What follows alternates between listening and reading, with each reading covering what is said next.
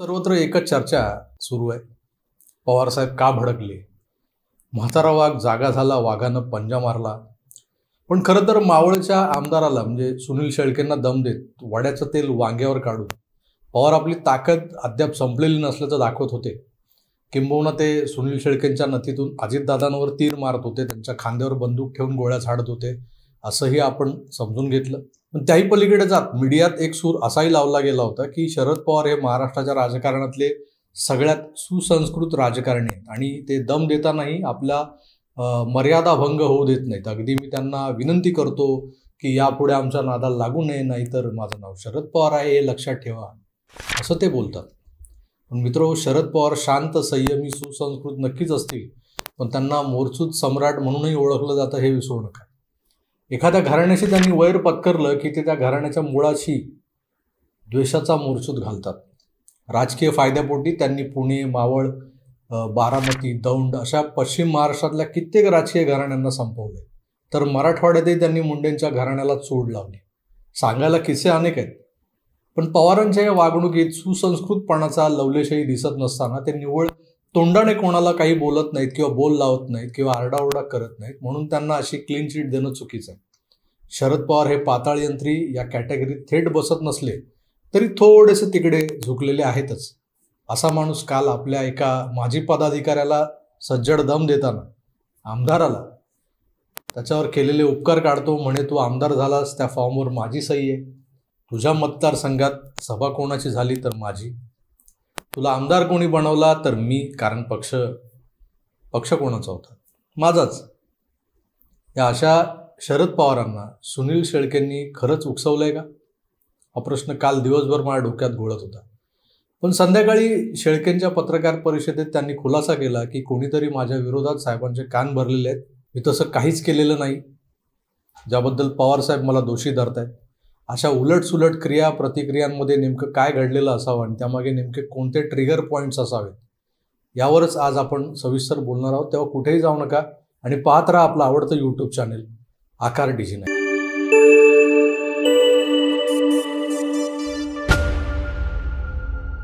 मित्रांनो नमस्कार. शरद पवार हे शांत, सुसंस्कृत भासणारे पण आतून प्रचंड कावेबाज असे राजकारणी असल्यानं त्यांच्या डोळ्यादेखत त्यांनी बांधलेली मोठ विस्कटून त्यांचाच पुतण्या आपल्या सोबत घेऊन गेलाय हे शल्य त्यांच्या जिवारी लागलेलं. अशात त्यांनी प्रचंड धैर्यानं राज्यभरात काही ठराविक मतदारसंघात सभा घेत आपल्या पक्षातून बाहेर पडलेल्या बंडखोरांवर टीका केली. त्यात छगन भुजबळ आले, धनंजय मुंडे आले, हे सगळे महत्त्वाचे नेते होते. सोबत दिलीप वळसे पाटील या आपल्या निकटच्या सहकार्याच्या मतदारसंघातही पवार पोचले होते. पवारांनी या सगळ्या मतदारसंघात या नेत्यांवर चांगलीच खरपूस टीका केली. एकंदर काय होतं तर या नेत्यांचं अस्तित्व हे माझ्यामुळे आणि राष्ट्रवादी काँग्रेसमुळे म्हणजे माझ्या पक्षामुळे टिकू नये हे ठसवण्याचा प्रयत्न पवारांनी या सभांच्या माध्यमातून केला होता. आता वळूयात पवारांच्या सोकॉल्ड रुद्रावताराकडे. कितीही टीका झाली तरी तोंडातून सहसा वावगा शब्द बाहेर न काढणाऱ्या पवारांनी मराठी सिनेमातल्या विलनसारखं ध्यानात ठेव माझं बी नाव शरद पवार आहे, गाठ माझ्याशी आहे, असं काहीसं बोलणं म्हणजे कळसच झाला नाही का. आणि मग सुरू झाल्या अटकळा बांधण्याच्या स्पर्धा. पवार पोषित पत्रकार तर काल काय खुश होते विचारता सोय नाही. काल एका घड्याळ बाबानं म्हणजे ज्याच्या हातावर घड्याळ बांधले राष्ट्रवादीच्या अशा पत्रकारानं फोन करून मला विचारलं, हे काय मित्रा, पवारांच्या या तडाख्यावर तुझा व्हिडिओ नाही आला? आता काय म्हणावं यांना, पवारांचा तडाखा. एकतर वयोमानानुसार पवारसाहेब जे काही बोलतात ते समजून घेणं एक मोठं दिव्य असतं. ज्यांना फची भाषा येते त्यांना समजत असेल पटकन, पण इतरांना ते कठीण जातं, मलाही समजत नाही. अशात याला तडाखा वगैरे म्हणणं हे जरा अतिच होतं. मग ते सुसंस्कृत आणि सौम्य भाषेचं तोंडतुणं त्यानंही वाजवलं. पण यात कितपत तथ्य आहे याचा विचार कोणीही करत नाही. एकतर सुनील शेळकेंना ज्या प्रमादाची शिक्षा सुनावली गेली आहे किंवा सुनावली जाते तो त्यांनी केलेलाच नाही असं त्यांचं म्हणणं आहे. आणि त्यांनी दावा केला आहे की हे सिद्ध करावं की मी कुणाला दम दिला, मी कुणाला अडवलं पवारांच्या सभेला जाण्यापासून. आणि जर हे सिद्ध नाही केलं तर मग साहेब कसे खोटारडे आहेत हे मी अख्ख्या महाराष्ट्राला ओरडून ओरडून सांगेन. सुनील शेळकेची बाजू जर एवढी स्ट्रॉंग आहे तर मग आज सुकादम पवार का बरं देत होते काल? तर यामागची कारणं तुम्हाला माहीतच आहेत. अजित पवारांसकट इतर बंडखोरांना हा दम होता. पण मृदुभाषी पवार हे जितके थंड डोक्याने झाडांच्या मुळाशी मुरसूद घालतात तेवढ्याच त्वेषानं उसळून अद्वा बोलतात आणि हे मागे बऱ्याचदा घडून गेले. 2019च्या लोकसभेच्या प्रचाराच्या वेळेस देवेंद्रजींनी आपल्या खास शैलीत पवारांना डिवचलं होतं. तेव्हा पवारांच्यातला असाही एक सुसंस्कृतपणा आपल्याला दिसला होताच की. भाजप, सेना, रिपाई, रासप ही जी महायुती आहे हीच निवडून येणार आहे. ही काळ्या दगडावरची पांढरी रेघ आहे. समोर कोणी दिसत नाही आहे. आमचे पैलवान तेल लावून तयार आहेत, गोद्यात उतरलेले आहेत, माती लावलेली आहे. या ठिकाणी जोरदार आव्हान देतात, पण समोरचे पैलवान उतरायलाच तयार नाही, माती लावायला तयार नाही, तेल लावायला तयार नाही. तुम्ही बघा काय अवस्था आहे काँग्रेसची अवस्था अशी आहे की काँग्रेसचे प्रमुख राहुल गांधी या ठिकाणी निवडणूक चालू आहे, पण त्यांना माहिती आहे आपला पराजय होणार आहे म्हणून बँकॉकला फिरायला गेले आहेत. आणि पवार साहेबांची अवस्था त्याहीपेक्षा वेगळी आहे. पवार साहेबांची अवस्था अशी आहे, आधे इधर जाओ आधे उधर जाओ बचे तो मेरे पीछे आओ, अशा प्रकारची अवस्था पवार साहेबांची पाहायला मिळते. मुख्यमंत्र्यांनी काल भाषण केलं, उद्धव ठाकरे यांनी काल भाषण केलं की इथं काही लढाईच नाही. मुख्यमंत्र्यांनी सांगितलं की आमचा पैलवान तेल लावून तयार आहे.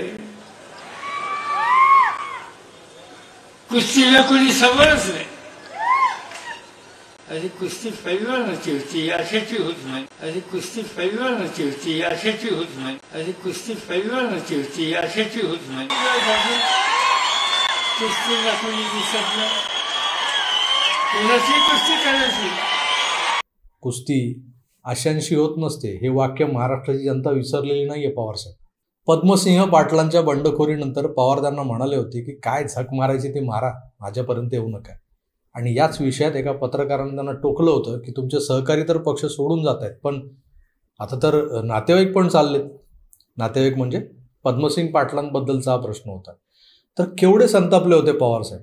त्या पत्रकाराला बाहेर काढा आधी, नाहीतर मी बोलणारच नाही, असा त्यांनी हट्टच धरला होता. बघा, तर त्या पक्ष सोडता इथपर्यंत ठीक आहे. अनेक जण कार्यकर्ते सोडत नाही, नेते तुमच्याकडे जे आलेले आहेत हे पक्ष सोडतायत, मात्र तुमचे नातेवाईक असलेले पद्मसिंह पाटील हे देखील पक्ष. नातेवाईकाचा ह्याचा काय संबंध कुठेतरी नाही. पण तुम्ही नातेवाईकाचा काय विषय करायचा नाही, परंतु हे चुकीचं बोलताय तुम्ही.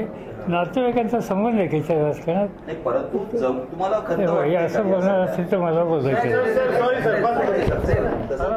असेल तर मला बोलायचं. तुम्ही माफी मागा. नातेवाईकाचं काही कारण आहे का? नातेवाईक ज्यांनी तुम्हाला आयुष्यभर. पत्रकार हे तर सगळ्यांचं सॉफ्ट टार्गेट असतं. पुन्हा एकदा पत्रकारच सापडलं होतं साहेबांच्या तावडीत. घुमवला त्यालाही चांगला त्यानं. तर बारामतीमध्ये एक पत्रक व्हायरल होतं, एक बारामतीकर या नात्याने. त्यात असं लिहिलं गेलं की पवार कुटुंबात का फूट पडली, का तर आप्पासाहेब पवार राजकारणात येणार होते, नंतर राजेंद्र पवार येणार होते. फक्त प्रश्न विचारणं, कोणाचं पत्रक माहिती नाही, कुणी काढलं माहिती नाही, त्याला अर्थ नाही, त्याच्यामध्ये कसं होते त्याला उत्तर देत.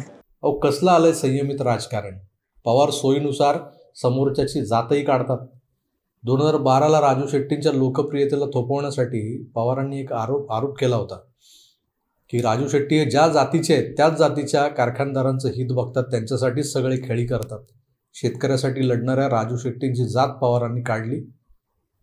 तर छत्रपती संभाजीराजांना राज्यसभेवर पाठवण्याच्या निर्णयावर टिप्पणी करताना ते म्हणाले होते, काय म्हणाले होते तुम्हालाही आठवत असेलच, आता पेशवे छत्रपतींची नेमणूक करणार काय. फडणवीसांचं ब्राह्मण असणं हे तेव्हाही पवारांना टोचत होतं. येतंय का लक्षात मित्रो. हे असे असंख्य किस्से जिथं पवारांचा तोल ढळलेला आहे. पण काल मावळमध्ये उगाच काही कपोलकल्पित कहाणी रचत त्यांनी सुनील शेळकेंवर आग पाकड करून घेतली. त्यामागे आणखी वेगळी कारणे आहेत. सुनील शेळके ज्या पद्धतीनं भोर आणि दौंड या भागामध्ये शरद पवारांच्या विरोधात जे लोक आहेत त्यांची मोठ बांधतायत आणि त्यासाठी अजितदादांनी त्यांना जी ताकद पुरवलेली आहे, याचा अर्थ सुनील शेळके हा तिकडचा एक अजितदादांचा खंदा शिपाई झाला. तर हा शिपाई जिथे आपली उरली सुरली ताकद पोखरतोय तर त्याच्यावर आगपाखडी होणारच. त्यातूनच झालेली ही आगपाखड आहे. आणि दुसरंही कारण आहे, आपल्यातली एनर्जी अद्याप संपलेली नाही, एनर्जी अद्याप शिल्लक आहे. हे दाखवण्याकरता काल पवारांनी तो फिल्मी डायलॉग मारलाय, ध्यानात ठेव शरद पवार म्हणतात मला.